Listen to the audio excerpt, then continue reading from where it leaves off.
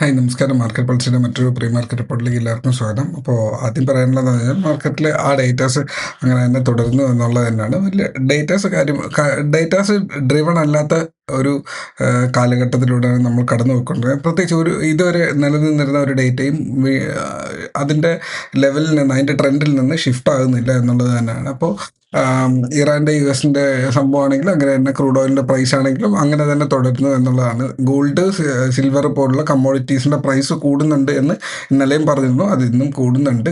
Crypto കുറച്ച് കയറിയിട്ടുണ്ടായിരുന്നു. Almost ഒരു 5-10% ഒരു മുന്നേറ്റം അവിടെ നടന്നിരുന്നു. ബാക്കി എല്ലാ സ്റ്റോക്സും അങ്ങനെ തന്നെ ഒരു ജസ്റ്റ് സിമ്പിളായിട്ട് പറഞ്ഞു കഴിഞ്ഞാൽ 24,000 എന്ന് പറയുന്നത് മാർക്കറ്റിനെ സംബന്ധിച്ചിടത്തോളം ഏറ്റവും ഇമ്പോർട്ടൻ്റ് ആയിട്ടുള്ള സൈക്കോളജിക്കൽ സപ്പോർട്ടാണ്. ആ സപ്പോർട്ടിൽ ഇന്നലെ നിൽക്കേണ്ടത് എന്ന് മനസ്സിൽ പ്രതീക്ഷിച്ചിരുന്നു. ബിക്കോസ് അതങ്ങനെയാണ്, ആ ഒരു ലെവൽ അങ്ങനെയാണ്. 24,100 to 24,000 എന്നുള്ള ഒരു ലെവല് മാർക്കറ്റ് ലിറ്ററലി ഓപ്പൺ ചെയ്തത് തന്നെ അതിനേക്കാളും മേളിലാണ്. 24,200 റേഞ്ചിലാണ് ഓപ്പൺ ചെയ്തത്. അവിടെ തന്നെ സപ്പോർട്ട് ചെയ്തത്. അത് കാരണം എന്താണ്? 24,240 അവിടുത്തെ സപ്പോർട്ടാണ് എന്ന് സ്ഥിരമായിട്ട് നിങ്ങൾക്ക് ഈ വീഡിയോ കാണുന്ന എല്ലാവർക്കും അറിയാം. നമ്മളൊരിക്കൽ 24,000-നും 24,240 ഇടയിൽ സ്റ്റക്കായി പോയ സ്റ്റോക്ക് മാർക്കറ്റായിരുന്നു. എന്നിട്ട് പിന്നീട് അത് മൂവ് ചെയ്ത് ഫ്രണ്ടിലേക്ക് പോയതാണ്. തിരിച്ച് വീണ്ടും വരുമ്പോൾ 24,000 എത്തിയപ്പോൾ വീണ്ടും സപ്പോർട്ട് എടുത്തു. 24,240 എത്തിയപ്പോൾ റെസിസ്റ്റൻസ് എടുത്തു. ഇത്രേ അതിൻ്റെ അകത്ത് പ്രത്യേകിച്ച് സംഭവിച്ചിട്ടുള്ളൂ. വലിയ ഡേറ്റ ഡ്രിവൺ ആയിട്ടുള്ള ഒരു മാർക്കറ്റ് അല്ല എന്നാണ് ഞാനവിടെ ഉദ്ദേശിച്ചത്. നമുക്ക് നമ്മുടെ ചാർട്ടിലേക്ക് കിടക്കാം. ഞാൻ സ്ഥിരമായിട്ട് വരച്ചിടുന്ന ലെവൽസാണ് ഈ കിടക്കുന്നത്. പ്രത്യേകിച്ചും ഈ ലാസ്റ്റ് ദിവസം സപ്പോർട്ട് ഒരു വരച്ചിട്ടിരുന്ന ഒരു ലെവൽ ഉണ്ടായിരുന്നു.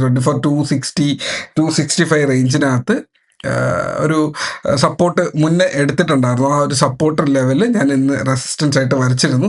അപ്പോൾ ഓൾറെഡി ഈ സ്റ്റോക്ക് മാർക്കറ്റിൻ്റെ തന്നെ സപ്പോർട്ട് എന്ന് പറയുന്നത് 24,240 ആണ്. എന്നാൽ ആ ഒരു കുറിപ്പിട്ട ഒരു സമയത്തിനകത്ത് ഓൾറെഡി ഈ ഒരു ഏരിയയിൽ ഇവിടെ ഒരു സപ്പോർട്ട് അവിടെ ഉണ്ടായിരുന്നു. സോ റെസിസ്റ്റൻസ് ഉണ്ടായിരുന്നു. താഴേക്ക് വീഴുന്നപ്പോൾ അത് സപ്പോർട്ടായിരുന്നു. ഇപ്പോൾ അത് തിരിച്ച റെസിസ്റ്റൻസ്. അപ്പോൾ ആ ഒരു ലൈൻ അവിടെ വരച്ച് വെച്ചിരുന്നു. മാർക്കറ്റ് ഓപ്പൺ ചെയ്തത് 24,200 റേഞ്ചിലായിരുന്നു. 200 to 240, 260 റേഞ്ച് വരെ മൂവ് ചെയ്തു. സൈഡ് വേസ് പോയി. മാർക്കറ്റിൽ ലിറ്ററലി ഒരു സൈഡ് വേസ് ഏരിയയ്ക്കുള്ളിൽ എൻ്റർ ചെയ്തു എന്നുള്ളതാണ്. സോ ഞാൻ ഇത് സപ്പോർട്ടാണെന്ന് നിങ്ങൾക്കറിയാം. ഞാൻ ഇതിനെ തൽക്കാലം മാറ്റി ആ ഒരു സിറ്റുവേഷൻ വരയ്ക്കാം. ഓക്കെ, മാർക്കറ്റ് ഈ ഒരു ഏരിയക്കുള്ളിൽ സ്റ്റക്ക് ആവാനുള്ള സാധ്യതയുണ്ട്. ഇന്ന് ഒരു ബൗൺസ് കിട്ടിയില്ലെന്നുണ്ടെങ്കിൽ വെള്ളിയാഴ്ച കിട്ടേണ്ടതാണ്. അറ്റ്ലീസ്റ്റ് നമ്മളൊരു ഈ ഒരു ഏരിയയ്ക്ക് ഉള്ളിലേക്ക് പോകേണ്ടതാണ്. ഓൾമോസ്റ്റ് 24,280 ഇന്ന് ക്ലോസ് ചെയ്യണം എന്നാണ് എൻ്റെ ഒരു പേഴ്സണൽ ഒപ്പീനിയൻ. സെക്കൻഡ്,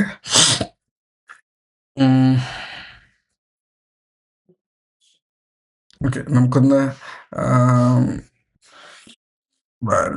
നോക്കിയിട്ട് വരാം.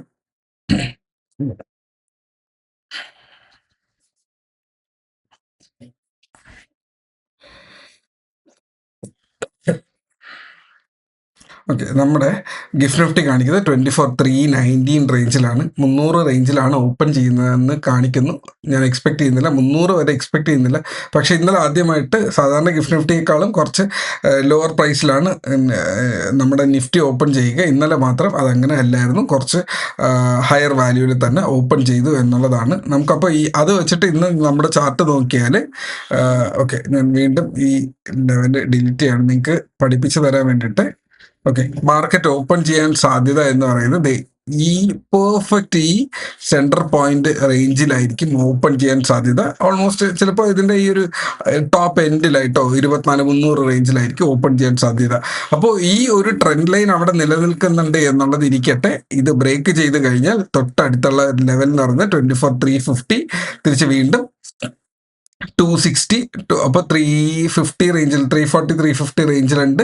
അടുത്ത് നമ്മുടെ സപ്പോർട്ട് ലെവലായിട്ടുള്ള ഈ 24,260 കിടപ്പുണ്ട്. അത് നോക്കുക. ഇന്നലത്തെ ഈ ഒരു ട്രെൻഡ് ഉണ്ട്. അപ്പോൾ ഏതാണ്ട് ഈ ഒരു ഏരിയ, അപ്പോൾ ഇതുവരെ നോ ട്രേഡിംഗ് സോണാണ്. ഓൾമോസ്റ്റ് ഒരു 24,280 ടു, ശ്രദ്ധിക്കുക, 24,280 ടു 24,000 ഓർ 24,20 എന്നിങ്ങനെയുള്ള ലെവല് നമുക്ക് നോ ട്രേഡിംഗ് സോണായിട്ട് ഇതിനെ നിൽക്കാം. ഓക്കെ, അപ്പോൾ 280ക്ക് മേളിൽ കയറിയാൽ നമുക്ക് 350, പിന്നെ 400 to 440 വരെയുള്ള നമുക്ക് അപ്പർ സൈഡ് ട്രേഡ് നമുക്ക് 280+ നമുക്ക് വാച്ച് ചെയ്യാന്നുള്ളത്. താഴേക്ക് വന്നാൽ ഒരു 220 to 180 വരെ ഒരു ലെവലുണ്ട്. 180 to 100 വരെയുള്ള ലെവൽസാണ് താഴേക്കുള്ളൊരു, ഇൻ കേസ് അത് ബ്രേക്കായി പോയി കഴിഞ്ഞാലുള്ള ഒരു ലെവൽ എന്ന് പറയുന്നത്.